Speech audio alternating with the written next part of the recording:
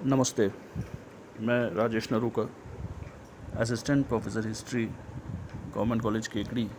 इस वीडियो में आपका स्वागत करता हूँ। बीए पार्ट सेकंड के फर्स्ट पेपर मध्यकालीन भारत का इतिहास में विजयनगर साम्राज्य के पश्चात बहमनी साम्राज्य के बारे में अध्ययन किया जाएगा। मोहम्मद तुगलक के शासन के अंतिम वर्षों में दक्षिण भारत में कई सारे ऐसे राज्य थे जो प्रदेश थे सल्तनत काल के, और सल्तनत का शासन था वहाँ पर। लेकिन वहाँ पर जो केंद्रीय शासन है उसके अगेंस्ट में जो वहाँ पर नियुक्त किए गए थे शासक, उनके विरुद्ध वहाँ के लोगों ने दक्षिण भारत में विद्रोह किया और इस प्रकार से दक्षिण भारत में स्वतंत्र साम्राज्यों की स्थापना हुई, जिसके अंतर्गत विजयनगर और बहमनी राज्य स्थापित हुए। मोहम्मद तुगलक के ही विरोध में दक्षिण में विद्रोहियों ने दौलताबाद पर अपना अधिकार स्थापित कर लिया और इसके पश्चात इस्माइल मख को अपना नेता मानते हुए उसे सुल्तान घोषित किया। हालांकि मोहम्मद तुगलक ने इस विद्रोह को दबाने के लिए प्रयास किया, इसके लिए सेना भी भेजी गई, लेकिन वह पूरी तरह से इस विद्रोह को समाप्त नहीं कर पाया और उसे बीच में ही गुजरात जाना पड़ा। दौलताबाद में हसन कांगू एक योग्य व्यक्ति था और इसीलिए इस्माइल मख ने उसकी योग्यता को देखते हुए उसे अगला सुल्तान घोषित किया और 1347 ईस्वी में हसन कांगू अलाउद्दीन अबुल मुज़फ़्फ़र बहमन शाह की उपाधि धारण करते हुए सुल्तान बना और बहमन शाह की उपाधि धारण करने के कारण इस नए राज्य का नाम बहमनी साम्राज्य पड़ा। बहमन शाह बहमनी राज्य का संस्थापक था और उसके प्रारंभिक जीवन के बारे में अधिक जानकारी प्राप्त नहीं होती है। इतिहासकार फरिश्ता ने यह लिखा है कि हसन कांगू अपने प्रारंभिक दिनों में गंग नामक एक ब्राह्मण के यहाँ कार्य किया करता था।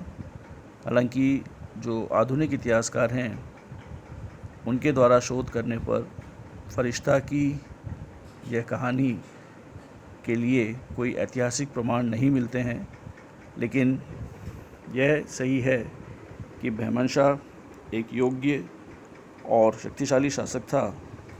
सुल्तान बनने के बाद उसने गुलबर्ग को अपनी राजधानी बनाया और निरंतर युद्ध तथा सैनिक अभियानों से उसने बहमनी साम्राज्य की सीमाओं का विस्तार किया।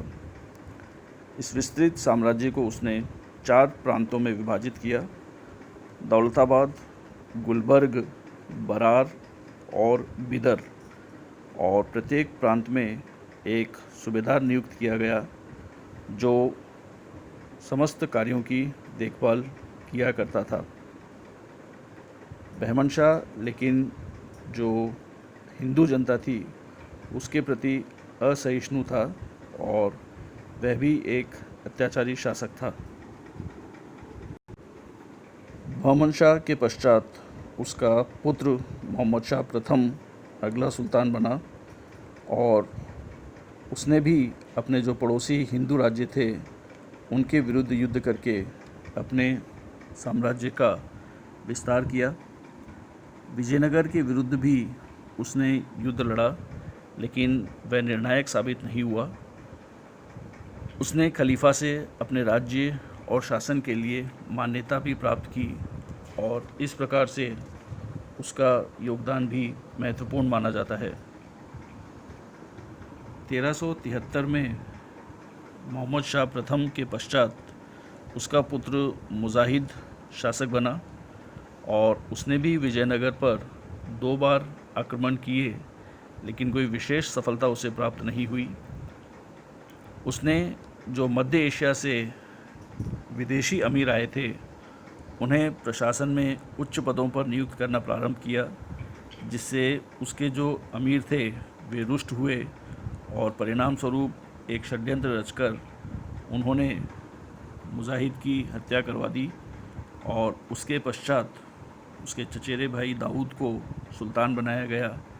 लेकिन वह भी अधिक समय तक शासक नहीं बना रह सका और उसकी भी हत्या करवा दी गई, जिसके पश्चात 1378 में मुजाहिद द्वितीय अगला शासक बना, जो बहमन शाह का ही पोता था।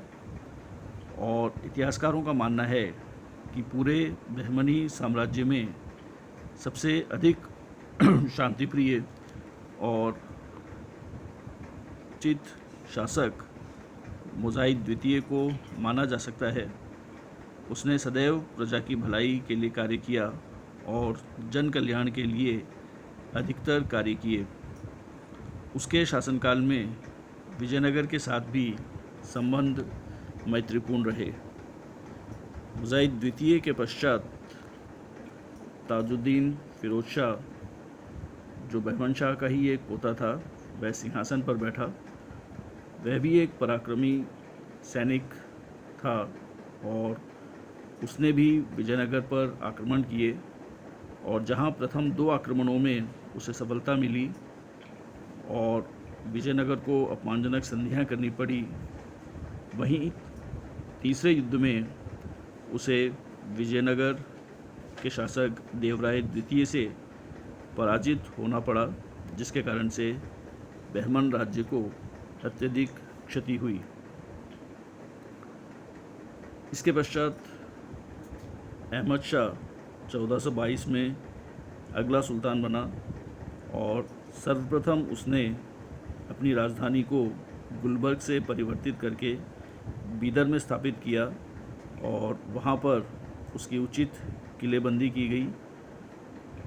राजधानी परिवर्तन के लिए यह कारण बताया गया कि बीदर का जो प्रदेश है वह अधिक सुरक्षित है और विजयनगर साम्राज्य से दूर होने के कारण अधिक सुरक्षित भी है।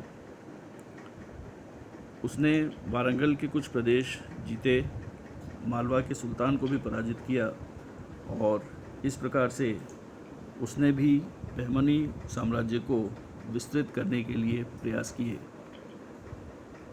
इसके पश्चात 1435 में अलाउद्दीन द्वितीय, जो अहमद शाह का पुत्र था, अगला सुल्तान बना।